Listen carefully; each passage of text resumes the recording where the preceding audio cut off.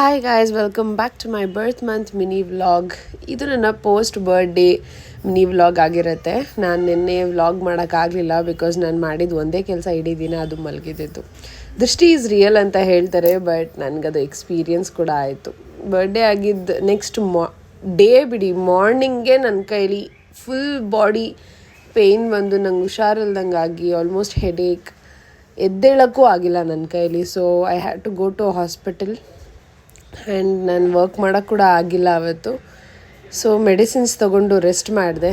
ಇದು ಅದು next day vlog. So ಎದ್ಬಿಟ್ಟು ಆಫೀಸಿಗೆ ಪಟ ಅಂತ ರೆಡಿಯಾಗಿ, ನೀವು ಅನ್ಕೋಬೋದು ನಾನು ನೋಡಿ ಇವಳು ಯಾವ ಸಿಮ್ಮೆ ಫಿಗರ್ ಅಂತ ಹೇಳೋದು ದೃಷ್ಟಿ ಆಗುತ್ತೆ ಅಂತ. ಬಟ್ ಗೈಸ್, ಟ್ರಸ್ಟ್ ಮೀ, ದೃಷ್ಟಿ ಈಸ್ ರಿಯಲ್. ಆ್ಯಂಡ್ ಇದಾದಮೇಲೆ ನಾನು ಆಫೀಸ್ಗೆ ಹೊರಟೆ. ಇವತ್ತು ಆಫೀಸಲ್ಲಿ ರೆಟ್ರೋ ಥೀಮ್ ಇತ್ತು, ಅಗೇನ್ R&R ಇತ್ತು, ಜುಲೈ ಮಂತದು.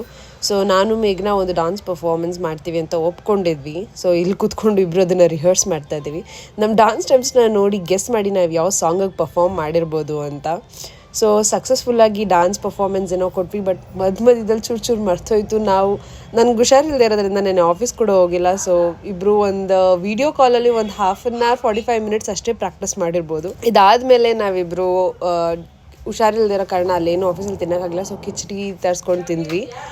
ಅದಾದಮೇಲೆ ನನ್ನ ಆಫೀಸ್ ಫ್ರೆಂಡ್ಸ್ ಎಲ್ಲ ನನಗೋಸ್ಕರ ಒಂದು ಕೇಕ್ ತರಿಸಿ ಪೋಸ್ಟ್ ಬರ್ಡೇ ಸೆಲೆಬ್ರೇಟ್ ಮಾಡಿದ್ರು. ಆಫೀಸಲ್ಲಿ ಕ್ಯಾಂಡಲ್ ಹಚ್ಚೋಕ್ಕಾಗಲ್ಲ, ಸೊ ಕ್ಯಾಂಡಲ್ ಇಲ್ಲ ಅಂದ್ಬಿಟ್ಟು ಟಾರ್ಚ್ ಆನ್ ಮಾಡಿ ಅದನ್ನೇ ಉಫ್ ಅಂದ್ಬಿಟ್ಟು ಸೆಲೆಬ್ರೇಟ್ ಮಾಡಿದ್ವಿ.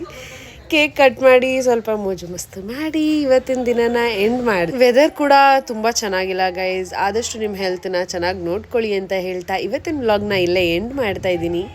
I'll see you in the next vlog. Until then, see you, tata, bye bye.